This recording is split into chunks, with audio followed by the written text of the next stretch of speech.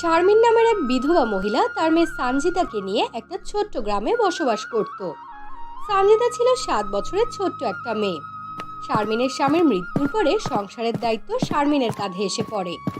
শারমিন শিক্ষিত ছিল না, কিন্তু শারমিন অনেক পরিশ্রমী একটা মেয়ে ছিল। শারমিন মানুষের বাড়িতে বুয়ার কাজ করত, আর কাজ শেষে সে বাড়িতে সেলাইয়ের কাজ করত। এভাবেই কোনো মতে শারমিনের সংসার চলতো।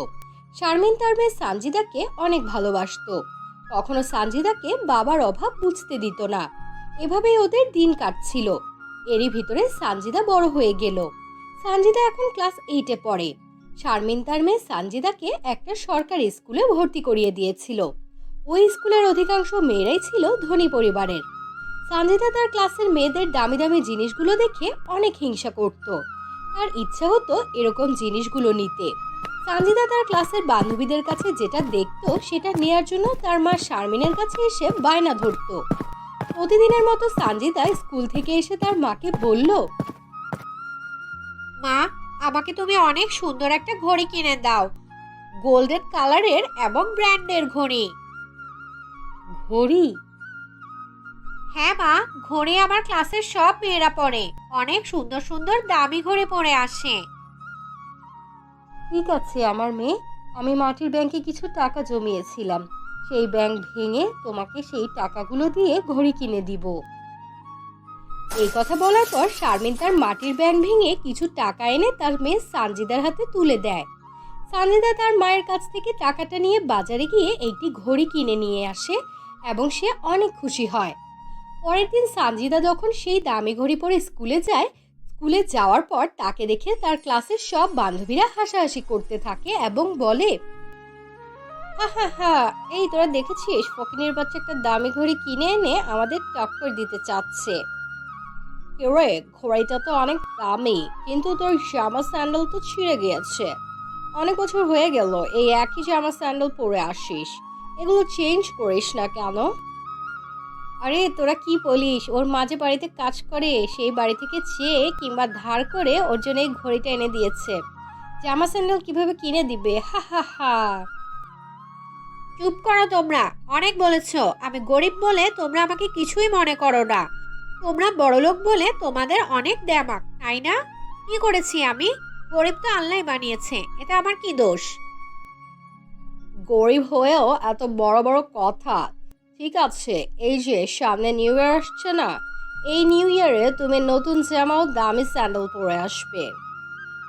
হ্যাঁ, প্রীতি ঠিকই বলেছে। এই অনুষ্ঠানে তুমি দামি স্যান্ডেল ও পোশাক যদি পরে আসতে না পারো, তাহলে আমরা তোমাকে অনুষ্ঠানে যোগদান করতেই দিব না। আমি তোদেরকে দাঁত ভাঙার জবাব দিব, দেখিস তোরা। এই নিউ ইয়ারে আমি নতুন স্যান্ডেল ও দামি পোশাক পরে আসবো। কিছুক্ষণ পরে স্কুল ছুটি হয়ে গেল এবং সবাই সবার বাড়িতে চলে গেল। সানজিদা বাড়িতে চলে এসেছিল, কিন্তু সানজিদার অনেক মন খারাপ, তাই সে ঘরে বসেছিল। এরই ভিতর তার মা শারমিন ঘরে ঢোকে। সানজিদার মন খারাপ দেখে এবং সানজিদাকে জিজ্ঞাসা করে, মা সানজিদা, তোমার মন খারাপ কেন? তুমি রেগে আছো কেন? স্কুলে কেউ কি তোমাকে কিছু বলেছে? মা, কয়দিন পরে নিউ ইয়ার আসছে। নিউ ইয়ার উপলক্ষে স্কুলে যে অনুষ্ঠান হবে, সেই অনুষ্ঠানে যাওয়ার জন্য আমার নতুন পোশাক বা স্যান্ডেল নেই। তুমি কি আমাকে একটু কিনে দিবে? আজকে ওরা স্কুলে আমাকে অনেক অপমান করেছে, তাই আমি ওদেরকে বলে দিয়েছি যে দেখিস, আমি নিউ ইয়ারের অনুষ্ঠানে অনেক সুন্দর দামি লেহেঙ্গা ও স্যান্ডেল পরে আসবো। এখন তুমি আমাকে বলো মা, কিনে দিবে? দিবে না মা? আমাকে বলো না। সানজিদার মুখ থেকে এই কথা শোনার পরে তার মা শারমিন তাকে বলে, মা, আমাদের যা কিছু আছে সেটা নিয়ে আমাদের খুশি থাকা উচিত। অন্যের জিনিসের দিকে তাকানোর দরকার নেই। তুমি জানো না আমরা গরিব। কিন্তু মা, এতটা বছর হয়ে গেল, তুমি আমাকে কি দিয়েছো? সামান্য ছোট ছোট জিনিসের জন্য আমাকে অপমানিত হতে হয়। তুমি কি বলতে চাচ্ছ পুরাতন জামা আর স্যান্ডেল নিয়ে আমি খুশি থাকবো? এসব কথা বলার পরে সানজিদা উঠানের উপর গিয়ে বসে পড়লো এবং অনেক কান্নাকাটি করলো। সানজিদাকে এই অবস্থায় দেখে তার মা শারমিন অনেক কষ্ট পেল, কিন্তু শারমিনের কাছে কোনো টাকা পয়সা নেই। শারমিন এগুলো কিভাবে কিনে দিবে? তারপরে শারমিন কিছুক্ষণ ভেবে বাইরে গিয়ে তার মেয়ে সানজিদাকে বলল, মা, তুমি মন খারাপ করো না, আমার কাছে আপাতত কোনো টাকা পয়সা নেই। নিউ ইয়ার আসার আগে আমি তোমাকে নতুন জামা ও স্যান্ডেল কিনে দিব। এখন ওঠো, দেখি একটু হাসো। কি বললে মা? তুমি আমাকে সত্যিই কিনে দিবে? কিন্তু এতগুলো টাকা তুমি কোথায় পাবে মা? আমি অনেক খুশি হয়েছি। টাকা চিন্তা তোমাকে করতে হবে না মা, তুমি তাড়াতাড়ি উঠে খাবারগুলো খেয়ে নাও। খাবারগুলো যে ঠান্ডা হয়ে গেল। তুমি যাও গিয়ে খেয়ে নাও, আমি লেহেঙ্গাগুলো সেলাই করে ফেলি। 1 সপ্তাহের ভিতরে সবগুলো লেহেঙ্গা দিয়ে দিতে হবে। তারপরে শারমিন সেলাই ঘরে গিয়ে সেলাই কাজ করতে লাগলো এবং সেলাই করতে করতে অনেক রাত হয়ে গেল, এমনকি সকাল হয়ে গেল। তারপরও শারমিন সেলাই কাজ থেকে উঠলো না। এভাবেই কয়দিন শারমিনের সেলাই কাজ করেই গেল, কারণ তার মাথার ভিতর ঢুকে আছে কিভাবে সে তার মেয়েকে লেহেঙ্গা ও দামি স্যান্ডেল কিনে দেবে। এভাবে কাজ করতে করতে শারমিন অনেক অসুস্থ হয়ে পড়েছিল, কিন্তু সে অনেক খুশি হয়েছিল যে এই কাজগুলো শেষ করে সে অনেক টাকা পেয়েছে। তারপর শারমিন টাকা নিয়ে এসে তার মেয়ে সানজিদার ঘরে আসলো এবং সানজিদাকে বলল, মা সানজিদা, এই নাও তোমার টাকা। এই টাকা দিয়ে তুমি নতুন লেহেঙ্গা ও তোমার স্যান্ডেল কিনবে। মা, তুমি অনেক ভালো। আমি জানি তুমি আমার নতুন ড্রেস ও নতুন স্যান্ডেলের জন্য অনেক পরিশ্রম করেছো। দিনরাত সেলাইয়ের কাজ করেছো মা। পৃথিবীর সব থেকে ভালো মা হচ্ছ তুমি। এই কথা বলার পরে সানজিদা তার মাকে জড়িয়ে ধরে কান্না করলো। তারপরে মায়ের কাছ থেকে টাকা নিয়ে সে বাজারে গেল। সানজিদাকে বাসা থেকে বাজারে যেতে গেলে একটা নির্জন জঙ্গল পার হতে হয়। সানজিদা যখন বনের ওই নির্জন রাস্তা দিয়ে বাজারে যাচ্ছিল, তখন হঠাৎ করে একটি ছিনতাইকারী এসে সানজিদার কাছ থেকে ব্যাগটি কেড়ে নিয়ে দৌড়ে পালিয়ে যায়। সানজিদা পড়ে গিয়ে কান্না করতে করতে বলে, চোর চোর, ওকে ধরো, আবার সব টাকা নিয়ে গেল। এখন আমি নিউ ইয়ার পার্টিতে কি পরে যাব? আমি কি দিয়ে স্যান্ডেল কিনবো? আমার ক্লাসমেটরা আমাকে নিয়ে অনেক মজা করবে। আর আমার মা অনেকগুলো টাকা কষ্ট করে জমিয়েছিল। এখন আমি মাকে কি উত্তর দিব? সানজিদা কান্নাকাটি করছিল এবং এসব কথাগুলো বলছিল। তখনই হঠাৎ করে সানজিদার চোখে পড়লো একটি বুড়িমার দিকে। ওই বুড়িমা সাহায্যের জন্য সানজিদাকে ডাকছিল। বৃদ্ধ মহিলার ডাক শুনে সানজিদা আস্তে আস্তে সেই বৃদ্ধ মহিলার কাছে গেল এবং বৃদ্ধ মহিলাকে বলল, কি হয়েছে বুড়িমা? আপনাকে অনেক চিন্তিত লাগছে যে। বেটা, তুমি কি আমাকে আমার বাড়িতে পৌঁছে দেবে? আজ কয়েকদিন ধরে পায়ে চোট লেগেছে, তাই বাড়িতে যেতে পারছি না। হ্যাঁ বুড়িমা, আমি আপনাকে সাহায্য করব। চলুন, আপনার বাড়িটা কোথায়? বেটা, আমার বাড়ি হলো আকাশে। বুড়িমা, আপনি এটা কি বলছেন? আপনার বাড়ি আকাশে? হ্যাঁ আমার মেয়ে, আমি একজন পরী।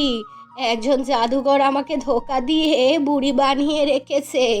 যদি সন্ধে হবার আগে আমি আমার জাদুর লেহেঙ্গা ও জাদুর পার্সের কাছে যেতে না পারি, তাহলে আমি আর কখনোই পরী রাজ্যে ফিরে যেতে পারবো না। এমনকি আমার কোনো জাদু শক্তিও কাজ করবে না। কিন্তু বুড়িমা, সন্ধ্যা যে হয়ে আসলো, আমি এখন আপনাকে কিভাবে নিয়ে যাব? আমার কাছে তো কোনো টাকাও নেই, জাদু শক্তিও নেই। সানজিদা বেটি, এখান থেকে কিছু দূরে গেলে একটা নদী আছে। ওই নদীর কাছে একটা জাদুর সিঁড়ি আছে। তুমি আমাকে যেভাবেই পারো তাড়াতাড়ি সেই জাদুর সিঁড়ির কাছে নিয়ে যাও। ঠিক আছে বুড়িমা, আমি দেখছি কি করা যায়। এরপরে সানজিদা একটা ঠেলাগাড়ির ব্যবস্থা করলো এবং ঠেলাগাড়ির উপরে বুড়িমাকে বসিয়ে সেই জাদুর নদীর কাছে নিয়ে গেল, যেখানে ছিল জাদুর সিঁড়ি। এরপরে সানজিদা অনেক কষ্ট করে বুড়িমাকে ধরে সেই সিঁড়িতে উঠিয়ে দিল। সেখানে বুড়িমার জাদুর লেহেঙ্গার ঘর ছিল। সিঁড়ি বেয়ে উপরে উঠেই সানজিদা দেখতে পেল সেখানে রয়েছে একটি জাদুর লেহেঙ্গার ঘর ও একটি জাদুর পার্টসের ঘর। বেটি, তোমাকে অনেক অনেক ধন্যবাদ। তুমি সন্ধ্যা হবার আগে আমাকে আমার ঘরে পৌঁছে দিয়েছো।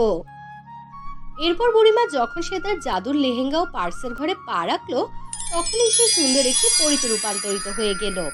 এরপর পরি যখন সেই জাদুর পার্সের ঘরে ঢুকলো, তখন সে তার পূর্ণ শক্তি ফিরে পেল। পরি তার সম্পূর্ণ শক্তি ফিরে পাওয়ার পরে অনেক খুশি হলো এবং সানজিদাকে বলল, সানজিদা, তুমি সত্যি অনেক ভালো একটি মেয়ে। তুমি আমার অনেক উপকার করেছো। তুমি আমাকে সাহায্য করেছো। কিন্তু সানজিদা, তোমাকে অনেক চিন্তিত দেখাচ্ছে। তোমার মনটা কি খারাপ হয়েছে? তোমার কি কোনো কষ্ট আছে? তুমি আমাকে বলতে পারো। এরপরে সানজিদা তার কষ্টের কথা পরীকে খুলে বলল এবং পরী তার কথা শুনে একটি মুচকি হেসে তার জাদুর লাঠি ঘোরালো এবং সঙ্গে সঙ্গে সেখানে একটা জাদুর লেহেঙ্গা হাজির হয়ে গেল। তারপর পরে সানজিদাকে বলল, সানজিদা, এই নাও, এটা একটা জাদুর লেহেঙ্গা আর এটা একটা জাদুর স্যান্ডেল। এই দুটো আমার পক্ষ থেকে তোমার জন্য উপহার। এই জাদুর লেহেঙ্গা তোমার সব ইচ্ছা পূরণ করবে, কিন্তু সানজিদা, তুমি একটা কথা মনে রাখবে, সেটা হলো তোমার জাদুর লেহেঙ্গা আর এই জাদুর স্যান্ডেল কখনোই লোভে পড়ে ব্যবহার করবে না, ঠিক আছে? না হলে কিন্তু এর পরিণাম খুব ভালো একটা হবে না। জাদুর লেহেঙ্গা ও স্যান্ডেল পেয়ে সানজিদা অনেক খুশি হলো এবং পরীকে অনেক ধন্যবাদ জানালো। তারপর সে সেগুলো নিয়ে বাড়িতে চলে আসলো। বাড়িতে এসে সানজিদা সব কিছু তার মাকে খুলে বলল। সব শুনে তার মা বলল, মা সানজিদা, তোমার জাদুর লেহেঙ্গা ও স্যান্ডেল অনেক সুন্দর। তুমি যদি এগুলো পরো তাহলে তোমাকে আরো সুন্দর লাগবে। হ্যাঁ মা, তুমি দেখো, এই নিউ ইয়ার পার্টিতে আমাকে সব থেকে বেশি সুন্দর লাগবে। এরপরে যেদিন নিউ ইয়ার পার্টি চলে আসলো, ওই দিন সানজিদা সেই জাদুর লেহেঙ্গা ও স্যান্ডেল পরে পার্টিতে চলে গেল। সানজিদার এত সুন্দর লেহেঙ্গা ও স্যান্ডেল পরা দেখে স্কুলের সব বান্ধবীরা বলল, আরে সানজিদা, তোমার এই লেহেঙ্গা ও স্যান্ডেল অনেক সুন্দর, এগুলো কখনো আমরা বাজারে দেখিনি। তুমি এত সুন্দর লেহেঙ্গা স্যান্ডেল কোথা থেকে কিনেছো? বলো না সানজিদা, প্লিজ। সানজিদার স্কুলে যে সকল মেয়েরা তাকে অপমানিত করত, তারাই আজকে তার অনেক প্রশংসা করছিল। এগুলো দেখে সানজিদা অনেক খুশি হলো। এই বছরের নতুন নিউ ইয়ার পার্টিতে সানজিদার জন্য ছিল একটা বিশেষ দিন। নিউ ইয়ারের পার্টি শেষ করে যখন সানজিদা বাড়িতে ফিরলো, তখন সানজিদা দেখলো তার মায়ের অনেক শরীর খারাপ। তখন সানজিদা কান্না করতে করতে তার মাকে বলল, মা মা, তোমার শরীর আমার জন্যই খারাপ হয়েছে, তুমি আমাকে ক্ষমা করে দিও মা। আরে পাগলি, এটা তুই কি বলিস? আমি ঠিক হয়ে যাব। ওষুধ না খেলে তুমি কিভাবে ঠিক হবে মা? ওষুধ কেনার টাকা তো ঘরে নেই। তখন হঠাৎ সানজিদার সেই পরীর কথা মনে পড়লো এবং সানজিদা পরীর দেওয়া সেই জাদুর লেহেঙ্গার কাছে গিয়ে বলল, আরে জাদু লেহেঙ্গা, তুমি আমাকে কিছু টাকা দাও যাতে আমি আমার মায়ের চিকিৎসা করতে পারি। সানজিদা জাদুর লেহেঙ্গার কাছে একথা বলার সঙ্গে সঙ্গে ঘরের ভেতরে টাকা পড়তে শুরু করলো। এভাবেই টাকা দেখে সানজিদা অনেক অবাক হয়ে গেল এবং কিছু টাকা সেখান থেকে নিয়ে সানজিদা বাজারে গিয়ে তার মায়ের জন্য ওষুধ কিনে নিয়ে আসলো। মাকে ওষুধ খাওয়ানোর পরে সানজিদা মনে মনে ভাবতে লাগলো, আরে এই জাদুর লেহেঙ্গা তো আমার ইচ্ছে 1 মিনিটে পূরণ করে দিল। তাহলে তো এখন থেকে আমি আমার ইচ্ছেগুলো সব জাদু লেহেঙ্গা দিয়ে পূরণ করব। এই জাদুর লেহেঙ্গা, তুমি আমার এই ছোট্ট বাড়িটাকে বড় করে দাও। সানজিদার এই কথা বলার সাথে সাথে তাদের পুরাতন বাড়িটা নতুন ভাবে আলিশান বাড়ি হয়ে গেল। ওই বিল্ডিং এর ভেতরে সানজিদার সবকিছু পরিপূর্ণ ছিল এবং এগুলো দেখে সানজিদা নাচতে শুরু করলো আর বলল, এখন আমার কোনো কিছুর অভাব থাকবে না। ছোটবেলা থেকে আমি অনেক আফসোস করতাম, এখন দেখবো কে আমাকে নিয়ে হাসি ঠাট্টা করে আর কে আমাকে গরিব বলে। না না, আমরা বেশি লোভ করার দরকার নেই, আমাদের কাছে যা কিছু আছে তা নিয়ে আমরা খুশি থাকি। মা, আমি কি অতিরিক্ত করেছি? আমাদের যেগুলো দরকার আমি তো সেগুলোই চাইছি মা। এখন থেকে তোমাকে আর লোকের বাড়িতে কাজ করতে হবে না, আর দর্জির কাজও করতে হবে না। তুমি শুধু ঘরের ভিতরে বসে আরাম করে খাবে, ঠিক আছে মা? তোমার যা যা দরকার হবে তুমি শুধু আমাকে বলবে, আমি জাদুর লেহেঙ্গার কাছ থেকে সবকিছু চেয়ে নিব। শারমিন তার মেয়েকে সবকিছু বোঝানোর পরেও সানজিদা তার মায়ের কথা শুনলো না। এরপর থেকে সানজিদা জাদু লেহেঙ্গার কাছ থেকে অনেক দামি দামি জিনিস ও গহনা চাইতে থাকলো। এভাবেই সানজিদা জাদু লেহেঙ্গার কাছে একের পর এক জিনিস চাইতো। এরপরে কিছুদিন পরে সানজিদা অনেক লোভী ও অহংকারী মেয়ে হয়ে উঠল। হঠাৎ করে একদিন বৃদ্ধ মহিলা সানজিদার বাড়িতে আসলো এবং সানজিদাকে বলল, বেটি, আমি অনেক গরিব একটা মানুষ, 2 দিন ধরে কিছু খাইনি, আমাকে একটু খাবার দেবে বেটি? এবারে তুই এখানে কি করতে এসেছিস? সাহস কি করে হলো আমার বাড়িতে ঢোকার? যা, তুই বেরিয়ে যা এখান থেকে, বের হ। বেটি, এত অহংকার ঠিক নয়। তোমার কাছে সব কিছু থাকা সত্ত্বেও তুমি আমার সাথে এমন করছো। এই বুড়ি, তোমার এত বড় স্পর্ধা হলো কিভাবে? আমার মুখের উপর কথা বলো, তাড়াতাড়ি বের হয়ে যাও, তাহলে কিন্তু ধাক্কা দিয়ে বের করে দিব। সানজিদা, তুমি মনে হয় তোমার অতীতের কথা ভুলে গিয়েছো। তুমি এত বড় অহংকারী হয়ে গিয়েছো যে আমাকে তুমি মনে রাখোনি। সানজিদা, আমি হচ্ছি সেই পরী যে তোমাকে জাদুর লেহেঙ্গা দিয়েছিলাম। আমি ভেবেছিলাম তোমার মন অনেক ভালো এবং পরিষ্কার। তুমি জাদুর লেহেঙ্গার কাছ থেকে জিনিসগুলো নিয়ে গরিব এবং দুঃখী মানুষের মাঝে বিলিয়ে দিবে, কিন্তু তুমি সেটা না করে তুমি লোভী হয়ে গিয়েছো, অহংকারী হয়ে গিয়েছো। জাদুর লেহেঙ্গাকে তুমি তোমার স্বার্থে ব্যবহার করছো, তাই তোমার কাছ থেকে আমি জাদুর লেহেঙ্গা ফিরিয়ে নিতে এসেছি। এ কথা বলার পরপরই বৃদ্ধ মহিলা আবার পরীতে রূপান্তরিত হয়ে গেল এবং সানজিদার কাছ থেকে জাদুর লেহেঙ্গা নিয়ে সে চলে গেল। পরীর জাদু লেহেঙ্গা নিয়ে যাওয়ার সাথে সাথে সানজিদার আলিশান বাড়ি আগের বাড়িতে পরিণত হয়ে গেল। আর সানজিদার কাছে থাকা দামি দামি ড্রেস ও গহনা এবং গাড়ি সঙ্গে সঙ্গে গায়েব হয়ে গেল। এরপরে সানজিদা তার ভুল বুঝতে পারলো। সে বুঝতে পারলো তার অহংকারের কারণে তার থেকে সবকিছু চলে গেল এবং সে সবকিছু হারিয়ে ফেললো। সানজিদা হাউমাউ করে কান্না করতে থাকলো। বাকিটা জীবন সানজিদা আবারও সেই আগের অবস্থায় কাটাতে থাকলো।